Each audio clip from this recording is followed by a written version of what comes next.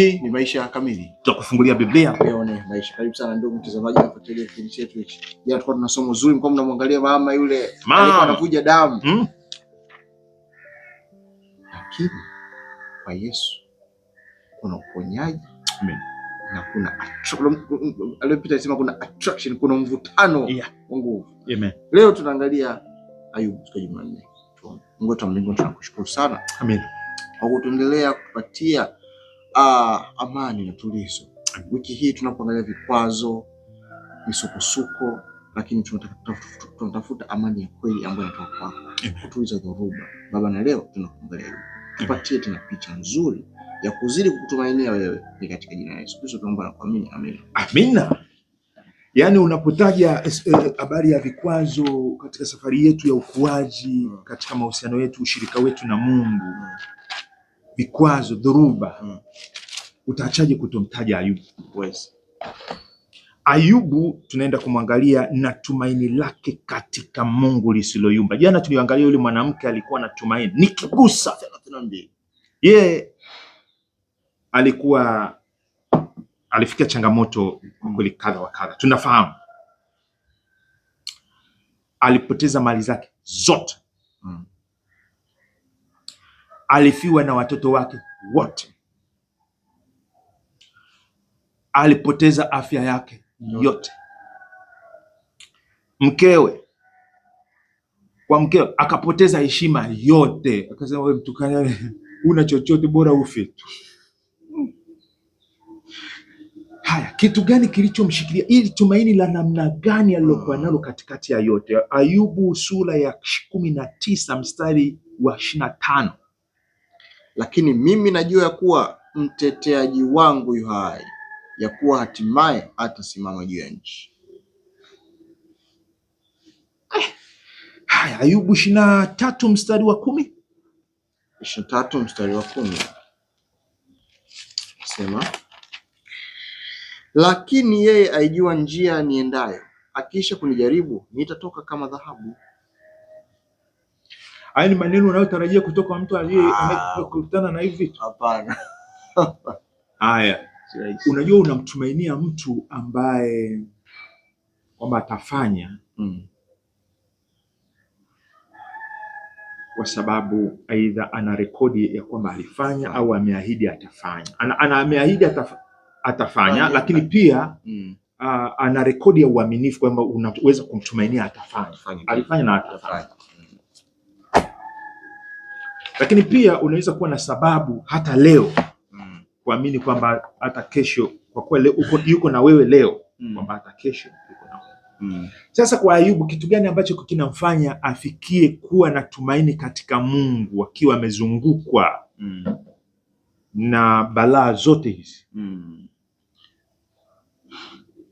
Nachoona nafanya tumaini kwa Mungu kwamba ana uzoefu naye, lakini huko nyuma akiangalia maisha yake aliyemwezesha mpaka kufika hapo na hizo mali alizokuwa nazo yeye, na haoni kama kuna sehemu alimkosea. Lakini niseme ni uzoefu wa kutembea na Mungu. Wapo na uzoefu wa kutembea na Mungu katika imani, na ambao unampatia, kwa sababu haya maneno anasema katika mfano ile 19 pale kwamba mtetezi wangu yu hai na anajua atasimama naye, na anaangalia katika 23:10 hapa anaposema kwamba hichi ni kipindi tu cha mpito. Yeye yani anatengenezwa, atatoka kama dhahabu. Kwa maneno ya kiimani, sio maneno ambayo unaweza ukasema unaongelea hypothetical. Hapana, haya ni maneno ambayo ana ushuhuda nayo yeye mwenyewe, na haongelea optimism, anaongelea neno la imani, ana uhakika. Na uhakika wake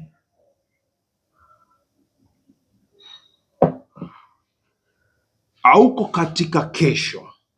Uko kwa yeye ambaye ana jana, leo na kesho. Amen. Yaani upendo wake ni ule ule jana, leo na kesho. Huyu mwandishi hapa anasema katika mwongozo wetu anasema Mungu ametufunulia kwa njia nyingi uhalisia wa upendo wake. Amina. Tunapaswa kung'ang'ania ukweli huu muhimu wa upendo wa Mungu hata pale ambapo hatuuoni kwa wakati huu. Ile jua naloliona ile asubuhi. Saa 10 kabla alfajiri na mapema saa 10. Ulikuwa na uhakika litatoka? Ndio. Uhakika wako ulijengwa? Uhakika wangu ulijengwa kwa yale ziumba mbingu na nchi. Kwamba yeye ni mwaminifu na kweli. Yeye ni mwaminifu na kweli. Atalitoa tena. Hata hajachoka. Hajachoka. Analiongoza ndani yake. Hajachoka, anaendelea kuliongoza. Haya. Wakati kama uko katikati ya wakati mgumu sasa hivi, ushauri ni kumkimbilia Mungu. Maana upendo wake hauchuji, yuko pale. Na kama tunaweza tukarudia tena yale maneno ya fungu la kukariri pale, Warumi 5. Alafu tukajiandaa kisaikolojia, lakini pia tukatembea nayo, tukiwa na huyu picha hii ya huyu Mungu wa upendo namna hii, naamini tutafanya vizuri. Hebu tusome tena Warumi 5 mstari wa 3. Tunasema wala si hivyo tu, ila mnafurahi katika dhiki pia, mkijua ya kuwa dhiki kazi yake ni kuleta saburi, na kazi ya saburi ni uthabiti wa moyo, na kazi ya uthabiti wa moyo ni tumaini, na tumaini halitayarishi, kwa maana upendo wa Mungu, pendo la Mungu limekwisha kumiminwa katika mioyo yetu na Roho Mtakatifu tuliopewa sisi. Sio tu upendo alionao Mungu kwetu, ni upendo ambao pia Mungu ameumimina mioyoni mwetu kwa Roho tuliopewa. Amina. Ni uitikio wetu sahihi wa upendo kwa upendo wa Mungu. Sasa namuuliza Ayubu alipokuwa na afya njema, alipokuwa na watoto na mali na nini, Shetani alikuwa anasema hivi, anakupendea bure, anakupendea vitu. Yaani sio kama anakupendea wewe, anakupendea kwa sababu ya hivi vitu. Umeona sasa? Sasa kama ingelikuwa ni kweli, hii dhiki ingekuwa imemsheki kweli kweli. Kwa sababu upendo, yani yeye hajampenda Mungu kama alivyo. Hii singetusaidia na sisi hapa. Ingetusaidia sana. Mungu amekupa kazi? Ajira? Amekupa mke? Anaenda kukupa kwa imani. Au ameshakupa kwa imani. Okay. Vyote kama havitaweza kuamsha upendo, kwamba kwa Roho wake vikamimina humo ndani upendo, basi dhiki ikija, hivi vitu vikiondoka, au mke akikuchenjia, utasema kama Ayubu, mtetezi wangu yu hai, au nitatoka kama dhahabu. Unasema kweli kabisa. Inatakiwa tuangalie pia, niseme uongee kitu cha msingi sana. Tukiangalia maisha yetu, saa nyingine tunaweza kipindi tunapopata shida, ni rahisi sana kumsahau Mungu, kama mbona zamani aliweza kunipatia, mbona aliweza kunisaidia katika hali fulani. Huyo unakuwa ni kama mtaji, kwamba alifanya, anafanya na atafanya. Amen. Natakiwa nimtumainie yeye Mungu, nitegemee neno lake, sio vitu.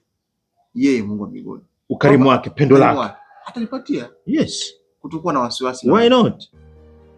Baba yetu ni tajiri na anatupenda na anatujali hata katika hali zetu ngumu.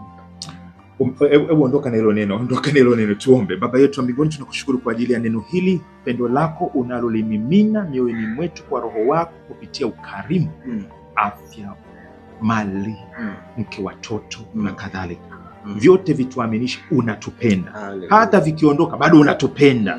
Maana bado unatutengeneza katika dhiki, ili tutoke katika kama dhahabu.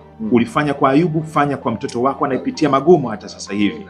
Imani ile ile ndani ya Ayubu ikaweze kung'aa ndani ya mtoto wako mpaka kesho. Ndivyo tunavyoomba kwa jina la Yesu, amen.